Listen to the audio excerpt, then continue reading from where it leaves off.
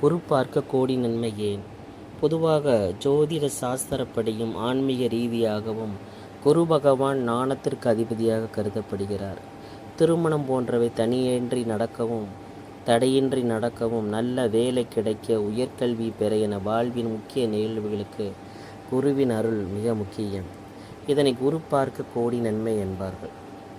குரு பகவானை நாம் சென்று தரிசிப்பது கோடி நன்மைகளையும் புண்ணியங்களையும் தருமா, அல்லது குருவின் பார்வை நம் மீது விழும்போது கோடி நன்மைகளை தருமா என்ற சந்தேகம் பலருக்கும் வரும். வாழ்வில் முன்னேற்றம், பலவிதமான நன்மைகள் பெறுவதற்கு குருவின் ஆசை மிகவும் அவசியமாகும். குருவின் பார்வை இருந்தால் எப்படிப்பட்ட பிரச்சனையாக இருந்தாலும் அதிலிருந்து மீண்டு வர முடியும் என்பது ஐதீகம். குரு பார்வை ஆன்மீகத்தில் 2 பார்வைகளுக்கு மட்டுமே கோடிக்கு நன்மை கிடைக்கும் என்று குறிப்பிடப்படுகிறது. ஒன்று குரு பார்வை, மற்றொன்று கோபுர தரிசனம். இதில் குருவின் அருள் வாழ்க்கைக்கு எந்த அளவிற்கு முக்கியம் என்பதற்கு உதாரணமாக ஒரு கதை சொல்லப்படுவது உண்டு. குரு பார்க்க கோடி நன்மை.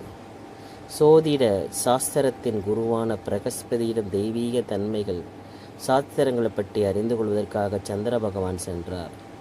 குரு பகவானும் தனக்கு தெரிந்த அனைத்து சாஸ்திரங்களையும் சந்திரனுக்கு கற்றுக் கொடுத்தார்.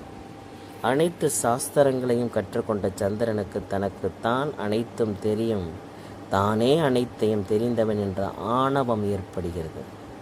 சந்திரனின் ஆணவத்தை அடக்க வேண்டும் என குரு பகவான் முடிவு செய்கிறார். இதனால் சந்திரனை அழைத்து பூமியில் தற்போது பிறந்த குழந்தையின் ஜாதகத்தை கணித்து சொல்லும்படி கூறினார்.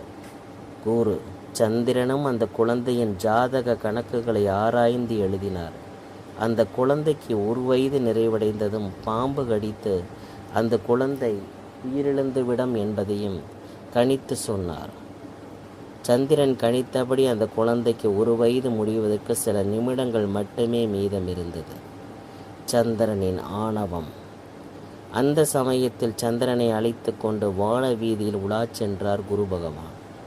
அந்த குழந்தைக்கு என்ன நடக்கப் போகிறது என்பதை இருவரும் கவனித்து கொண்டிருந்தனர். சந்திரன் கணித்தபடி அந்த குழந்தை படுத்திருந்த தொட்டில் சங்கிலியின் மேலிருந்து ஒரு பாம்பு வளைந்து நெளிந்து குழந்தையை நோக்கி வந்து கொண்டிருந்தது. தான் கணித்தது சரியாக நடக்கிறது என்ற இருமாப்புடன் குரு பகவானை பார்த்து சிரிக்கிறார் சந்திரன். ஆனால் குரு பகவான் அந்த குழந்தையவே பார்த்து கொண்டிருந்தார். சிக்கிக்கொண்ட பாம்பு தன்னை நோக்கி ஏதோ ஒன்று பளபளப்பாக வருவதை பார்த்த குழந்தை அதை பிடித்து விளையாட முயற்சித்த உற்சாகத்தில் கை கால்களை வேகமாக அசைக்க துவங்கியது. இதனால் தொட்டில் வேகமாக ஆடத் துவங்கியது.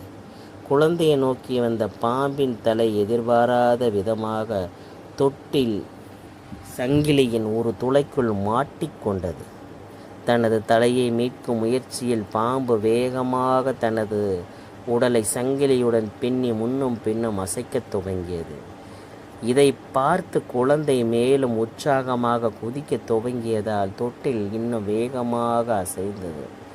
இதில் பாம்பின் வால் பகுதியும் மற்றொரு துளைக்கில் மாட்டிக்கொண்டது. தவறான ஜாதக கணிப்பு. தொட்டில் சங்கிலி வேகமாக ஆடியதால் அதில் உடல் இறுகி பாம்பு உயிரிழந்தது. குழந்தையும் 1 வயதினை பூர்த்தி செய்து 2வது வயதில் அடியெடுத்து வைத்தது. இதனை கண்ட அதிர்ச்சியும் தனது தோல்வியை ஏற்றுக்கொள்ள முடியாமல் கோபமும் கொண்டான் சந்திரன். தான் கணித்த குழந்தையின் ஜாதகத்தை மீண்டும் சரிபார்த்தான். கணிப்பு சரியாகவே இருந்தது. இதனால் பதற்றத்தில் ஜாதகத்தில் குரு பார்வை கூட இல்லையே, அப்புறம் எப்படி குழந்தை உயிர் பிழைத்தது என்ற குரு பகவானிடம் கேட்டார். குரு பகவான் குரு பார்வை. அதற்கு புன்னையுடன் அமைதியாக பதிலளித்த குரு பகவான், ஜாதகத்தில் குரு பார்வை இல்லை என்றால் என்ன? அதுதான் நான் நேரிலேயே வந்து எனது முழு பார்வையையும் குழந்தை மீதே செலுத்தி கொண்டிருந்தேனே, அதனால்தான் இது நேர்ந்தது.